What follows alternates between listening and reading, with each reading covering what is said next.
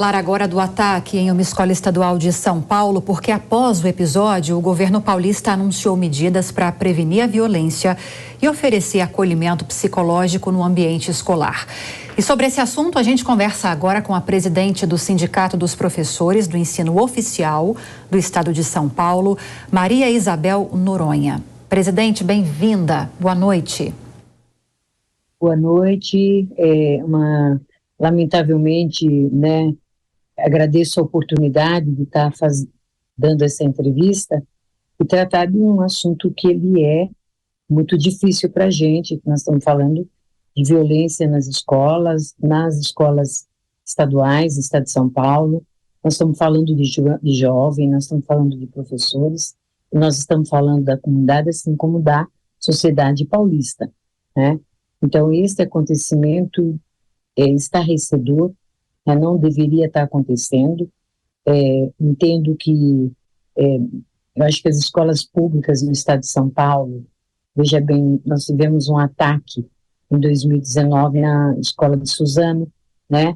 E não foi muito diferente a forma como o estudante chegou, né, até as vítimas que foram atingidas, desta vez a facadas, né, e de uma forma triste, porque a professora pega pelas costas e quem rendeu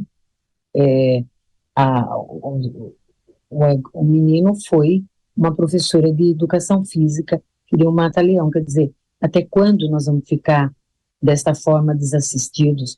Até quando a escola pública, né, vai ficar assim, sem contratar profissionais, né? Porque não adianta dizer, eu ponho câmeras, eu ponho detector de metal, mas se não tiver funcionários para operarem, né, essas tecnologias todas, eu tenho certeza que nós dificilmente, né, vamos conseguir sair dessa triste realidade, porque é uma triste realidade. Presidente. Então, começo... Agora há uma grande preocupação, inclusive, eu até cortei você para a gente seguir nesse sentido de ações do governo diante de casos como esse, porque depois desse episódio nessa escola estadual na Zona Oeste de São Paulo, o próprio governo do estado anunciou uma série de medidas. De forma geral, a gente pode falar de uma tentativa de aproximação da comunidade escolar com as forças de segurança pública dessas regiões, onde essas escolas estão instaladas. O próprio governador Tarcísio de Freitas mencionou a possibilidade, isso ainda vai ser estudado e discutido, de convocação de policiais da reserva para aumentar o efetivo que atende essas regiões e melhorias também de programas de acompanhamento e acolhimento psicológico, não só dos estudantes, como também de professores e funcionários dessas escolas. A gente está falando de um acontecimento que há um temor por parte do governo e também de alguns especialistas que se reproduza como se fosse um efeito contágio de ações de violência como essa que a gente registrou. Essas ações que foram anunciadas pelo governo contemplam a categoria, deixam a categoria mais tranquila?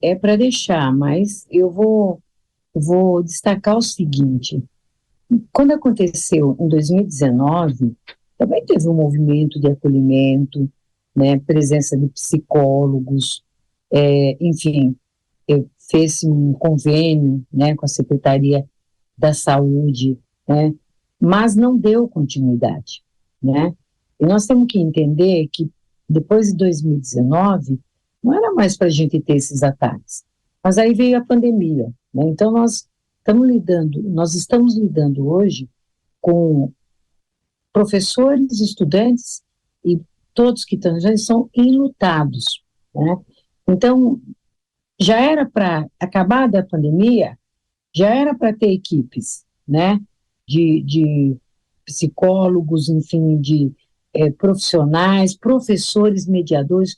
Esse projeto é caro para nós. Quem é o professor mediador?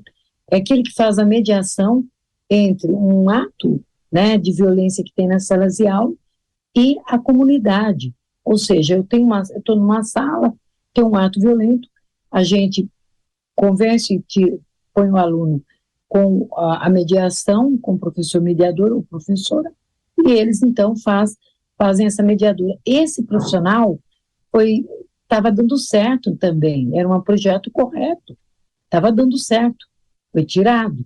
Então, o que me leva a crer que essas medidas, sim, elas são, a que trata, né, de policiais, nós não concordamos. Nós entendemos que se tem dinheiro para pôr policiais nas salas de aula, então coloque funcionários, contrate professores mediadores, contrate psicólogos, né, que tem já uma forma de abordagem, porque o professor, ele também está precisando de acolhimento. Não se esqueçam que esses profissionais de educação são os mesmos que enfrentaram a pandemia, preparando aulas através de teletrabalho, e que suas horas de trabalho, ao invés de 4, pulava para 8 e 16. Então, foi muito trauma. A gente tem esse trauma dessa pandemia, e a juventude também.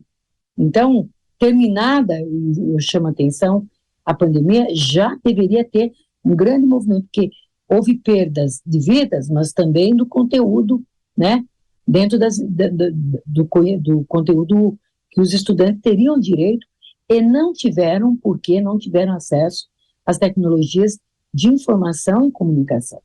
Então, sempre foi na base da economia, e quando um projeto começa a dar certo, bom, tem que enxugar a máquina, né, senão vai quebrar.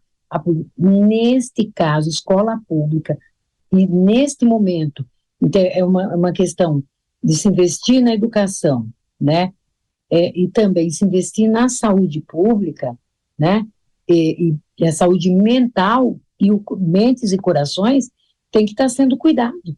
Ou certo. Nós vamos a cuidado, senão nós vamos não nos entender diuturnamente. Então, não é para este caso que tem que contratar psicólogo.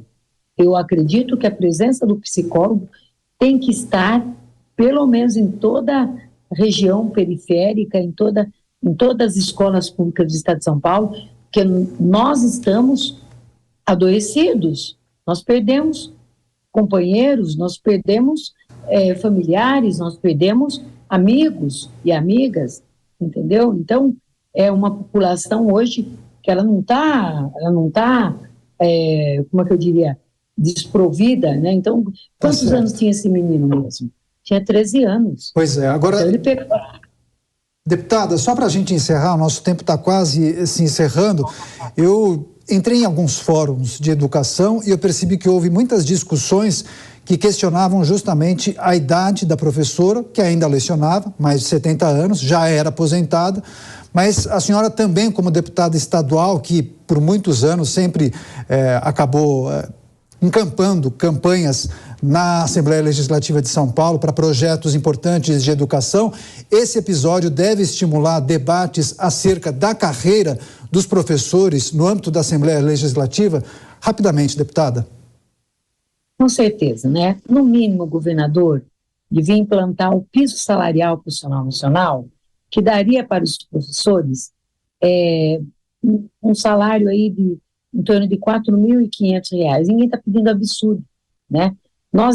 Ele dá na forma de bonificação, seria 15%, e para quem tem acima de 4.500, ele não dá nada, né? Então, deixa a gente na tábula rasa, sem carreira, né? Porque com a aprovação do subsídio no lugar da nossa carreira, praticamente os profissionais de educação também não têm uma carreira. Então, é necessária a carreira, é necessário ter a valorização profissional, a atualização das nossas perdas, até para que a gente aguente, né? Porque da forma como está, eu acho que é uma categoria, né, bastante judiada, e que precisa de acolhimento, exatamente o que enfrentaram, né, nessa segunda-feira, e tantas outras formas de agressões que enfrentam no dia a dia das salas de aulas. Agora, presidente, apesar das críticas compreensíveis em relação a algumas medidas anunciadas pelo governo, com toda certeza a gente vai seguir acompanhando todas essas propostas que foram apresentadas depois desse episódio na última segunda-feira, e queremos te agradecer demais pela participação, pela entrevista hoje aqui no Jornal Jovem Pan. Presidente do Sindicato dos Professores do Ensino Oficial do Estado de São Paulo, deputada estadual Maria Isabel Noronha. Muito obrigada, presidente. Volte sempre. Boa noite. Eu agradeço e estou à inteira disposição. Muito obrigada.